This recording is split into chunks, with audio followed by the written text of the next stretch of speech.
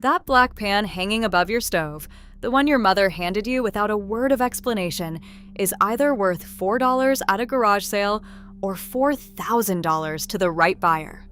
Number 1 on this list is something almost every one of you owns. Let us find out what you are sitting on. Griswold Large. Logo skillet, it sits on a hook above the stove or flat on a shelf in the basement, blackened from decades of use, probably with a crack of grease in the handle. You have walked past it 100 times. It looks like every other cast iron pan you have ever seen. Heavy, dark, utilitarian, and that is exactly why it keeps getting donated to thrift stores for $2. No one faults you for ignoring it. It looks like a pan. It cooks like a pan. But here is what the pan never told you. Griswold. Manufacturing of Erie, Pennsylvania made cast iron from 1865 until 1957, and within those decades, there were distinct eras of marking. The large logo era, where Griswold arches in large capital letters across a raised circle, with Erie below it, ran roughly from the 1920s into the 1940s. That window closed. The mark changed with it. What that window produced is now fixed. Common large logo skillets in average condition bring $40 to $150. A matched set with lids in excellent condition has sold past $1,200. Verify. Your test tonight. Turn the pan over. On the bottom, look for the raised circle with Griswold arching across the top. If the letters are large and bold and the word Erie sits clearly below, you have a large logo piece. If the lettering is smaller and compressed into a cross shape, that is a later mark. Still collectible, but lower on the value ladder. One flip. That is all it takes. The Lost Story. A woman in Ohio donated a matched set of 4 large logo skillets with lids to a church sale. The church priced them at $3 each. A dealer bought all 4 before the doors opened. She saw the receipt later. She has not spoken about it since. It was the mark. She never knew to look. Wagner Sydney-O skillet. Picture a skillet so smooth on the cooking surface that it looks almost machined. Not the grainy, pebbled texture of modern cast iron, but glassy. It is probably in a cabinet you rarely open. There is nothing about it that says valuable. It says old. You are not careless for ignoring it. Old cookware was made to work, not to be admired. Putting it away was the practical thing. Here is the truth. Wagner Manufacturing of Sydney, Ohio, was Griswold's chief rival. The Sydney-O mark, where Sydney appears with hyphens before and after the letter O and referencing the Ohio town, places a piece in the late 1800s to early 1900s production window. Wagner pieces from this period were milled to a near mirror finish on the cooking surface. That finish is unmistakable once you see it. Modern reproductions cannot replicate it without the same labor, and nobody bothers. Basic Sydney-O skillets in good condition sell for $50 to $200. Rare sizes, the number 2 and the number 20, have brought over $800 at auction. Your test tonight, run your thumb slowly across the interior cooking surface. If it feels smooth, not rough or pebbly, and the bottom reads Sydney-O with hyphens around the letter O, you may have an early Wagner. The rough interior is modern. The smooth interior is old. Your thumb knows the difference in 3 seconds. The Lost Story. A man in Pennsylvania sold a box of old cookware at a yard sale, $1 a piece, to clear out a kitchen. Among them was a number 2 Wagner Sydney skillet, one of the smallest and rarest sizes. He found out 6 months later when a neighbor showed him a sold listing online. He said it was the longest dollar he ever spent. Griswold heat ring skillet. It is on the bottom shelf in the back of a cabinet, or being used as a plant stand on the porch. The only different thing is a raised ring on the underside of the base. Most people assume it is a quirk of old manufacturing and ignore it. That instinct makes sense. A ring on the bottom does not announce its own significance. Here is what nobody tells you. The heat ring on old Griswold skillets was designed to fit over the round burner openings of wood and coal stoves. When manufacturers switched to gas and electric ranges, the heat ring became obsolete. Production of heat ring pieces ran through the late 1800s and early 1900s, then stopped. A heat ring on a Griswold skillet is a dating clue, not a decoration, and it narrows the production window dramatically. Heat ring skillets in standard sizes, $30 to $120. Rare sizes, the number 2, number 9, and especially the number 20, in the heat ring variant have sold for $300 to $900. Verify. Your test tonight. Flip the pan. Look for the raised ring around the base, a circle of iron, roughly ½ an inch wide, that sticks down from the flat bottom. If it is there, write down the number cast into the handle. Standard sizes run 3 through 12. The number 2, number 9, and number 20 are the ones worth researching first. Ring plus number. That is your start. The lost story. 2 sisters split their mother's kitchen after she passed. One took a modern pan that was clean and easy to use. The other took the old dark one she could not identify, meaning to throw it away. Before she did, her husband looked it up. It was a number 20 heat ring. She called her sister to share the news. Her sister has not laughed about it yet. Favorite Piqua ware skillet. It does not say Griswold. It does not say Wagner. It says favorite in letters that are faint because the casting is old and the iron has been scrubbed of its history along with its surface. Or it says Piqua ware. It sits in a pile of miscellaneous old pans and gets treated accordingly. No one taught you that a name other than the 2 famous ones could matter. You are working with incomplete information. That is not negligence. It is the gap in what gets passed down. Here is the truth. The favorite stove and range company of Piqua, Ohio, produced cast iron from the late 1800s into the early 1900s. Their output was smaller than Griswold and Wagner, which means fewer pieces survived, which means collectors compete harder for what is left. Smaller production run, harder to find. That is the arithmetic of value. Common favorite Piqua ware pieces bring $40 to $180. Rare forms, the waffle iron and the oval skillet, have sold past $600. Verify. Your test tonight. Look for the words favorite or Piqua ware raised in the casting, usually on the bottom or inside the heat ring. The letters may be worn. Hold a strong flashlight at a low angle to the surface. The raised letters will cast a tiny shadow that makes them legible, even when the surface looks blank. That low-angle flashlight trick works on every old piece of cast iron. Use it on everything in this list. The lost story. A box of miscellaneous old pans at an estate sale in Indiana contained 3 favorite Piqua ware pieces, priced at $1 each. The dealer running the sale did not recognize the mark. The buyer did. He was quiet about it at the table. He was less quiet afterward. Wapak Indian head skillet. It looks like a standard old skillet. Heavy, dark, nothing on the cooking surface to tell it apart. But on the bottom, if you look, there is an embossed profile of a figure inside a raised circle. It is subtle. It is often dirty. Most people see it as a decorative flourish and nothing more. You were not wrong to think it was just a design.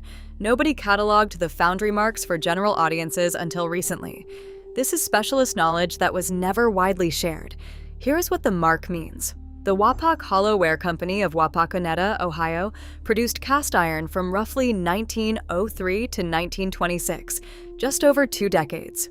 The Indian head is a foundry mark, not a decoration, and that short window combined with the low survival rate of marked pieces makes this one of the most sought-after American foundry marks in cast iron collecting. The company folded. The mark disappeared. Standard Wapak Indian head skillets, $100 to $400 depending on size and condition. The rarest sizes in exceptional condition have sold for over $2,500. Verifate. Your test tonight. Flip the pan. Look for the raised circle on the bottom with a profile of a figure wearing a feathered headdress inside it. Use the low-angle flashlight method if the surface is dark or grimy. If you find it, do not clean it. Photograph it as is and look it up before touching anything further. The lost story. A family in Michigan included a Wapak Indian head skillet in a lot of old kitchen items at their garage sale. They priced the lot at $5. The buyer knew the mark. He paid the $5 and separated the Wapak. The family realized what had happened 2 weeks later when they saw a sold listing. The pan was the same size. The price was not. Before we get to the top 5, there is something most people never stop to see. Every pan on this list looks like an old pan. That is the whole problem. Appearance has nothing to do with value. It is a small set of signals: the mark, the production era, the condition, whether it is whole. A beautiful clean pan with the wrong mark brings $10. A grimy dark pan with the right mark brings $1,000. I put together a guide called the Cast Iron Mark Decoder, where I walk through the marks, the dating clues, the condition checks that separate a common piece from a rare one, foundry by foundry, era by era. It is linked below if you want it. Now, back to the countdown. From this point up, every pan I name is one somebody has learned to fake. Griswold block, logo skillet, number 2 or number 20. It sits in a pile with other old skillets and looks, to the untrained eye, exactly like the large logo pieces we already discussed. The block logo era shows Griswold in bold, upright capital letters, rather than the arched circle. It is a later mark, running generally from the 1940s onward. But within the block logo family, size is everything. The number 2 is a tiny skillet, barely larger than your palm. The number 20 is an enormous vessel. Both were produced in small quantities because demand for extreme sizes was limited. Limited demand meant limited production. Limited production means limited supply now. Common block logo skillets in middle sizes bring $20 to $80. A number 2 in excellent condition has sold for more than $1,500. A number 20 has brought over $2,000. Your test tonight: find the number on the pan, cast into the handle or near the handle attachment. Standard sizes are 3 through 12. If the number is 2 or 20, set the pan aside from everything else and look it up before it goes anywhere.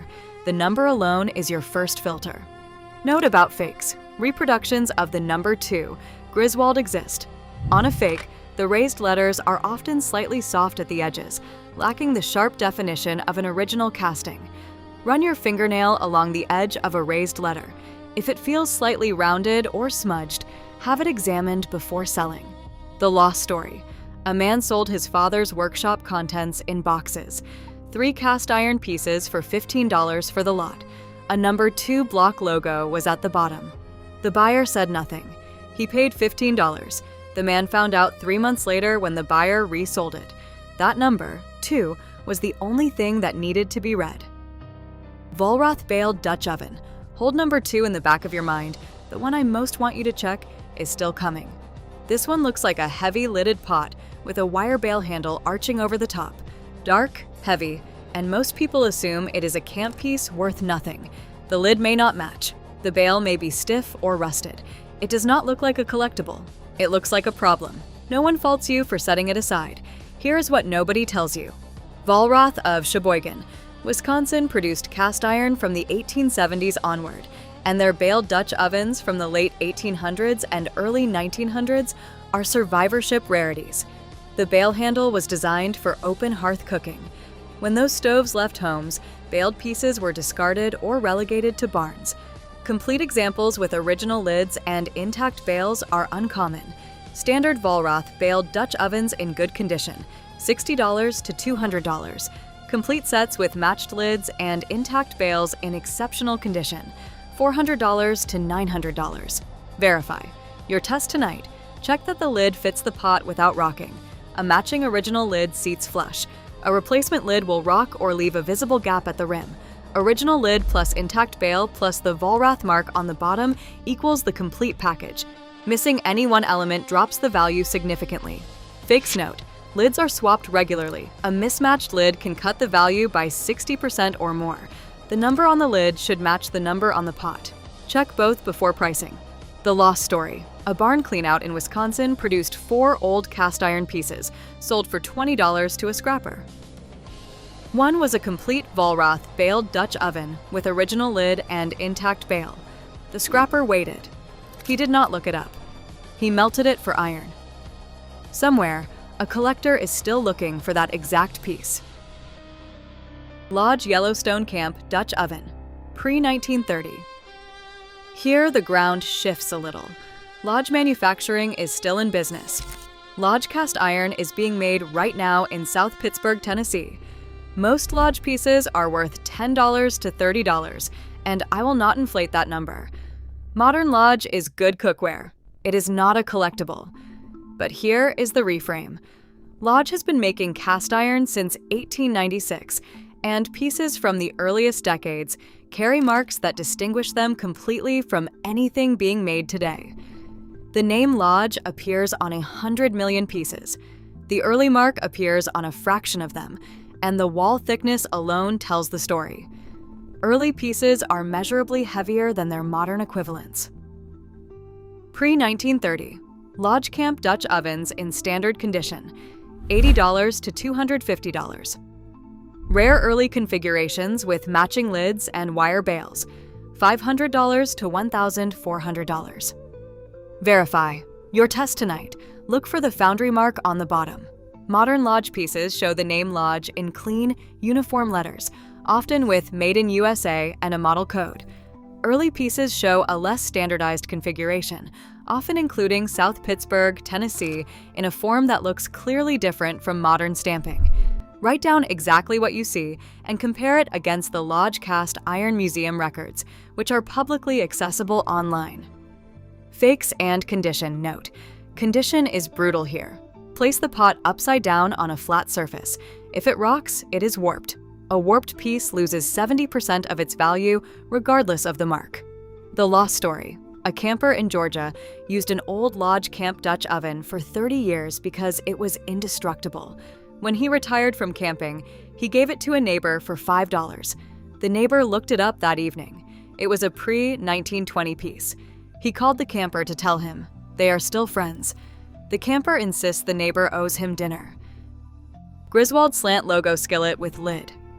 From this point, condition is the only conversation that matters. The slant logo era, where Griswold appears with the letters cut at a distinct angle, leaning right, ran from approximately 1912 to 1940. Common sizes in average condition are not extraordinary. The LID changes everything. Griswold produced matching lids for their skillets, lids that are now far rarer than the pans themselves because lids were lost, cracked, used as trivets, or discarded. A matched slant logo skillet and lid, where the number on the lid matches the number on the pan, is worth 3 to 5 times the pan alone. Slant logo skillet without lid, common sizes, $25 to $100. Slant logo skillet with matching original lid, sizes 8 through 10, $200 to $600. A number 8 slant logo set in exceptional condition has sold past $1,800. Verify. Your test tonight. Go find the lid that goes with the skillet. Check every cabinet and every box. The lid will have a number cast into the top or the knob. Match it to the number on the pan handle. If they match and the lid seats flat with no rocking, you have the set. That is the difference between a common find and something worth researching immediately. Fakes note: matched sets are assembled from mismatched pieces. The numbers must match. A lid that fits but carries a different number is not the original, whatever it is being represented as at a table. The Lost Story. A woman in Ohio kept the skillet from her grandmother's kitchen. The lid had been separated, and it was in a different cabinet under other pieces.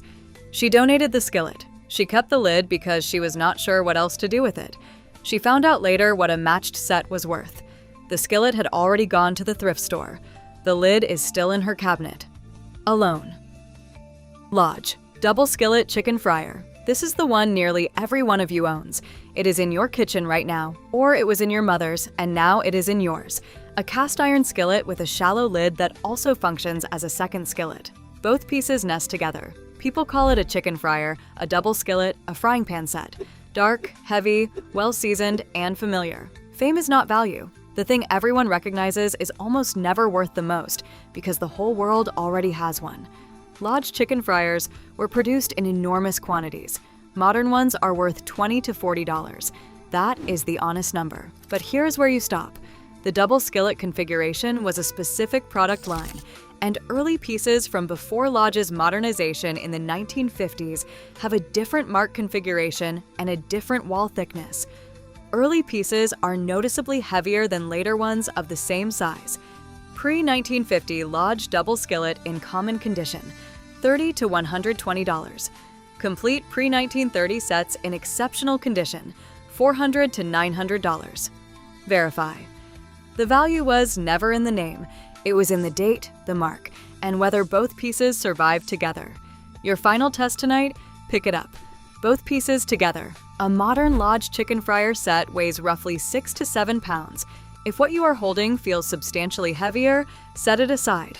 Then flip both pieces and look at the marks. If neither says Lodge in clean modern type, or if you see South Pittsburgh tenon in a non-standardized form, take photographs before doing anything else. Weight test plus mark check. 30 seconds. The reframe is this. You were never looking for the rarest name.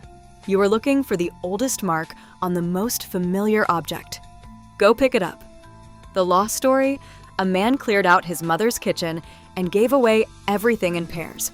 Both pieces of the chicken fryer went to a neighbor for nothing. The neighbor looked up the mark that night and called him in the morning. The man asked for the photograph. He stared at it for a long time. He said he thought old things were just old things. He knows better now. Do not sell a single pan before you flip it over. Number 1 may be on your stove right now. Go look. If this helped you see what's been in your kitchen all along, hit the like button. It helps this reach another person who's about to sell for $1. Subscribe if you want to know what else in your house has been hiding its value. Next week, we're going inside the china cabinet, and there's one piece in there that the whole world walks past. And leave me a comment. What's the oldest piece of cookware in your home, and who did it belong to? I read every single one.